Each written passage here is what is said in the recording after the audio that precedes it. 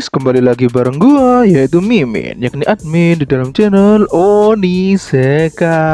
Oke guys, hari baru, chapter baru. Di video kali ini Mimin akan membahas Logism chapter yang terbaru cuy, yakni chapter 487.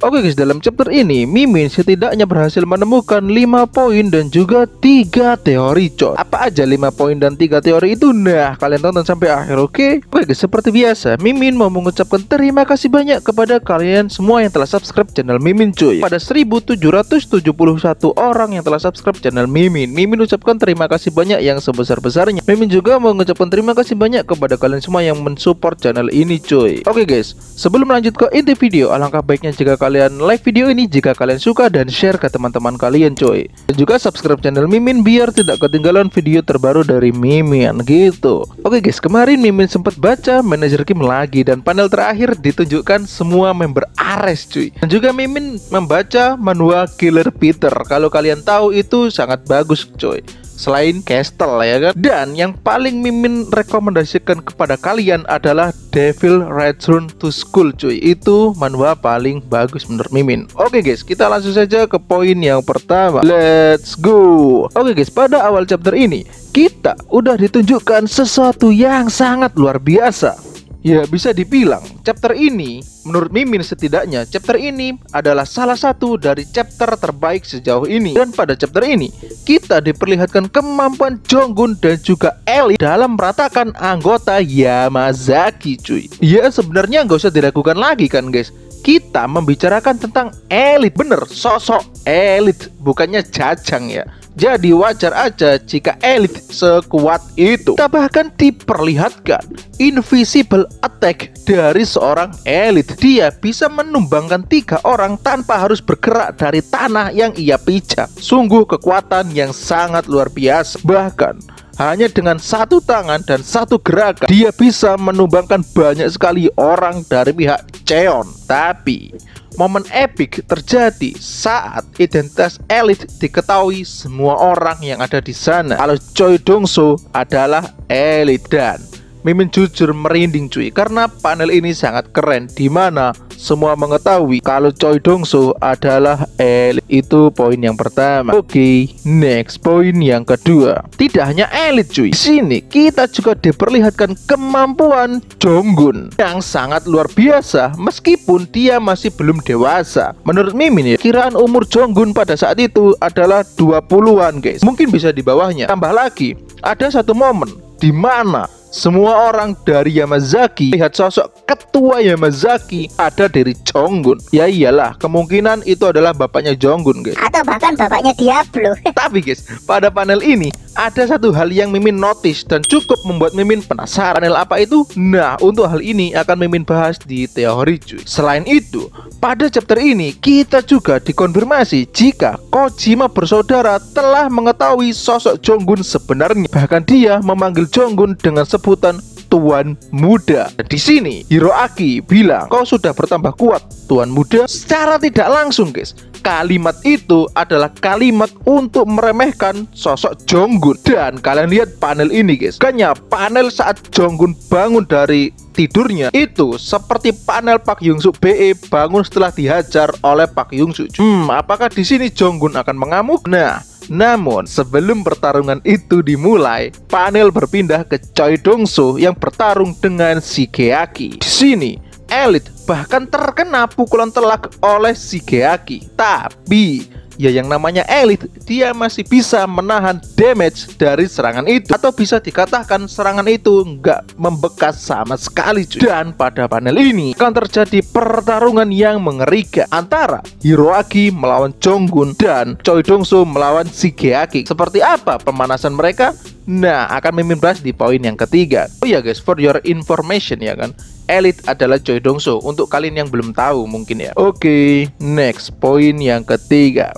Oke guys, seperti yang Mimin kira, pemanasan mereka di skip oleh Park Taejun. Dan di sini Jonggun sudah mode robek baju, yang artinya apa? Dia sudah mulai serius. Dan Elite yang terlihat memegangi lehernya, yang artinya apa guys? Pemanasan tadi yang di skip oleh Park Taejun itu cukup seru, atau bahkan sangat seru. Dan pada Kojima sendiri, mereka masih bisa berdiri. Namun ada banyak sekali noda di baju dan di wajah mereka yang dapat dipastikan bahwa pertarungannya tidak seimbang. Jimat bersaudara dipukul mundur oleh kubu elit cuy. Di sini elit tanpa basa-basi langsung memukul tepat di ulu hati Shigeaki, di mana jika pukulan itu kena akan pengaruh sangat besar kepada Shigeaki. Tapi guys, Shigeaki masih bisa membendung serangan itu, dan kita juga dikonfirmasi bahwa Shigeaki adalah gurunya Jonggun dalam bela diri Kudo. Di sisi lain, Jonggun sendiri bertarung dengan sangat brutal. Mereka saling jual beli serangan dengan Hiroaki. Di sini mungkin Jonggun kekuatannya masih sama dengan Hiroaki ataupun lebih kuat Jonggun, tapi perbedaan kekuatannya tidak terlalu jauh. Dan ya, seperti yang Mimin katakan pada chapter sebelumnya, jika binatang kehilangan mangsanya, pasti dia akan menggigit kan guys. Dan juga jika yang merebut mangsa dari binatang itu adalah binatang yang lebih kuat, maka ada dua pilihan yang biasa diambil oleh binatang itu. Pertama, bertarung hingga salah satunya kalah atau mati. Yang kedua adalah memberikan mangsanya ke yang lebih kuat. Di sini Cheon mencoba melakukan kesepakatan dan negosiasi kepada Choi Dong-soo. Bahkan Cheon menyebutkan kalau kertas merah yang dia dapat hanyalah salinan, yang asli masih ada di tangan Seongji, dan yang namanya juga elit. Dia sudah mengantisipasi hal tersebut, yang artinya apa? Junryang Family sedang dalam bahaya karena hanya menunggu waktu sampai Choi Dong-soo mengarahkan taringnya ke Junryang Family. Itu poin yang ketiga. Oke, next poin yang keempat. Oke guys, di sini Cheon menekankan bahwa dia adalah Raja Junryang. Dia adalah orang yang mengendalikan seluruh Junryang, dan dia mengancam jika Choi Dong-soo berniat membunuhnya, maka orang Junryang tidak akan tinggal diam. Mereka akan memburu Choi Dong-soo. Jujur di sini Mimin ketawa cuy saat Cheon bilang bahwa Choi Dong-soo akan diburu oleh Junryang. Memburu elit. Elit loh ini, bukan orang lain. Ya kali elit diam aja diburu oleh orang lain. Dan pada panel ini Cheon menawarkan pengembangan bersama sebuah fasilitas mewah. Dan Mimin juga agak bingung guys, kenapa Choi Dong-soo menerima tawaran tersebut. Bukankah jika Choi Dong-soo all in ke Junryang, pasti Junryang bakal kerebut juga? Atau memang hanya sampai sini rencana Choi Dong-soo untuk melakukan pengembangan? Kalian boleh komen di bawah cuy. Dan pada panel ini kita dikonfirmasi bahwa orang yang dimaksud oleh Jonggun pada panel Jonggun saat minum dengan Junggo adalah Choi Dong-soo cuy. Yang artinya apa? Kemungkinan besar aliansi antara Jonggun dan Junggo tidak akan pernah terjadi karena mereka berdua sudah beda pandangan guys. Yang Jonggun berpihak ke Choi Dong-soo, yang Junggo berpihak ke yang lain. Dan pada chapter ini ada satu dialog dari Hiroaki kepada Jonggun yang cukup menarik perhatian Mimin. Saat Hiroaki bilang, apakah kau yang menghasut pada hari itu dikarenakan oleh dia? Nah, untuk hal ini akan Mimin bahas di teori cuy. Dan panel penutup klimaks ini adalah panel elit dan juga Jonggun yang berjalan menuju arah senja. Ini keren banget guys. Itu poin yang keempat. Oke, next poin yang kelima sekaligus poin yang terakhir. Oke guys, panel beralih ke Junryang Family. Ternyata mereka semua memakai kacamata hitam cuy. Ini menjelaskan bagaimana panel yang masih siluet ini seakan-akan mereka semua berkacamata, padahal yang memiliki kelainan hanyalah Jin Hobin cuy. Ya, karena mereka ternyata respect kepada Jin Hobin. Ini keren banget guys, memang barudak Junryang. Dan di sini kita diperlihatkan bahwa Maharaja Hobin telah memotong rambutnya. Dan lucunya malah dia nggak pakai kacamata. Itu yang membuat akhir chapter ini cukup menggelitik guys menurut Mimin, karena para barudak Junryang ini memakai kacamata untuk Hobin. Hobin sendiri malah nggak pakai kacamata cuy. Dan menurut Mimin ya guys, di sini ada time skip karena Hobin sudah bisa melakukan grappler pada chapter ini. Ya buktinya Hobin bisa membanting semua member Junryang cuy, kecuali Miru ya, karena Miru pengecualian. Bahkan sampai SMA Hobin tidak pernah menang jika melawan Kim Miru. Kemudian panel pun beralih ke Hobin yang tidur di rumah, di luar rumah lebih tepatnya. Dia disuruh masuk oleh gadis itu. Saat itu Hobin terus-terusan mengumpat menyumpahi ibunya yang tidak-tidak guys. Emang anak durhaka Hobin ini cuy. Kalian tidak boleh meniru Hobin ya guys. Namun ada satu momen di mana gadis ini bilang, kau tidak tahu bagaimana Bibi meninggal. Boom! enggak. Untuk hal ini akan Mimin bahas di teori cuy, bagaimana ibunya Hobin meninggal. Oke guys, itu tadi 5 poin yang dapat Mimin temukan. Sekarang kita akan beralih ke teorinya cuy. Let's go.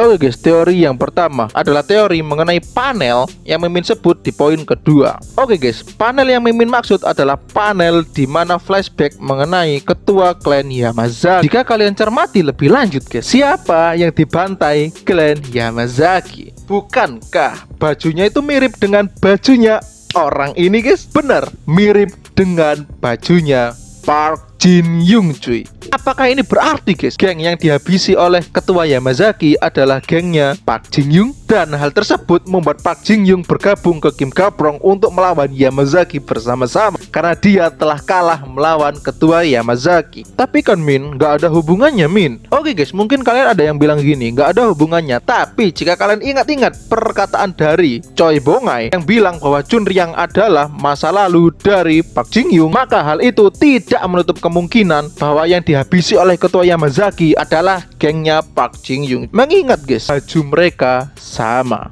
Itu teori Mimin yang pertama. Menurut kalian gimana guys? Komen di bawah ya. Oke, next. Teori yang kedua adalah teori mengenai dialog Hiroaki pada poin 4, yang dimana dia menyebutkan kau menghasut hari itu karena dia yang dinotis adalah hari itu. Di hari itu pasti ada kejadian itu. Jadi menurut Mimin, apakah Jonggun yang menghasut agar kejadian itu terjadi di hari itu? Kejadian apa itu? Apakah itu adalah kejadian pemberontakan Yamazaki, atau malah kejadian terbunuhnya Kim Gaprong, atau kejadian di mana Yamazaki keluar dari Korea Selatan? Nah, di sini guys, masih banyak clue yang masih belum terungkap. Sebenarnya kejadian itu yang dimaksud adalah kejadian yang bagaimana, dan hari itu yang dimaksud adalah hari di mana kejadian itu berlangsung ataukah hari yang lainnya. Mimin masih bingung cuy, karena ini masih abu-abu banget. Mimin berharap kepada Park Tae-jun ya mungkin nggak mungkin sih Park Tae-jun nonton ini, tapi ya Mimin berharap ada manhwa yang menjelaskan mengenai Gen 0. Itu sih yang Mimin harap guys. Dan untuk teori yang kedua ini boleh kalian tambahkan di kolom komentar cuy. Jika kalian bisa jawab silahkan kalian komen, nanti Mimin pin ya jika yang paling memuaskan bagi Mimin. Oke guys, itu teori yang kedua. Oke, next, teori yang ketiga adalah teori mengenai bagaimana ibu Hobin meninggal. Oke guys, sejauh ini kita akan diperlihatkan kalau ibunya Hobin meninggal karena namun pada akhir panel ini gadis ini bilang kau tidak tahu bagaimana Bibi meninggal. Tapi yang Mimin notice bukan itu guys, melainkan panel sebelum kalimat itu, dimana panel background merah yang identik dengan pembunuhan, dan juga ada seorang wanita yang dicekik oleh laki-laki di atasnya. Menurut Mimin ada dua kemungkinan mengenai panel ini. Kemungkinan yang pertama adalah kematian ibu Hobin sebenarnya adalah pembunuhan, namun dikemas seolah bunuh diri. Ya karena apa? Ya karena saat itu Hobin kan masih kecil guys, sehingga skema tersebut masih bisa dibuat. Kecuali kalau Hobin sudah dewasa, maka skema tersebut tidak bisa dibuat. Dan poin yang kedua, poin yang sangat Mimin harapkan tidak pernah terjadi, di mana ibu Hobin oleh dukun bajingan tersebut, kemudian dia dihabisi oleh dukun tersebut cuy. Ya Mimin berharap kemungkinan yang kedua gak pernah terjadi guys. Kita kembali membahas kemungkinan yang pertama mengenai postur tubuh siluet ini. Kemungkinan tingginya hampir sama dengan ibunya Hobin saat masih kecil. Orang yang setinggi itu hanyalah dukun cuy, tidak mungkin taijin. Jadi kemungkinan besar pelakunya adalah orang dewasa, antara dukun tersebut atau enggak Kojima bersaudara. Itu teori Mimin yang ketiga guys. Menurut kalian gimana? Komen di bawah. Oh iya guys, tambahan, kenapa Mimin berasumsi kemungkinan kedua itu ada? Karena pada panel sebelumnya si dukun pernah melihat ibu Hobin. Oke guys, itu tadi 5 poin dan 3 teori yang dapat Mimin temukan dalam Logism chapter 487. Ada kurang lebihnya, Mimin mohon maaf yang sebesar-besarnya, dan bisa kalian tambahkan di kolom komentar. Oke guys, jika kalian suka dengan video ini, boleh kalian like dan share ke teman-teman kalian. Dan jika kalian suka dengan channel ini, boleh kalian subscribe. Oke guys, see you di next video. Bye bye bro. Jangan lupa kita berteori bersama. Oke, see you.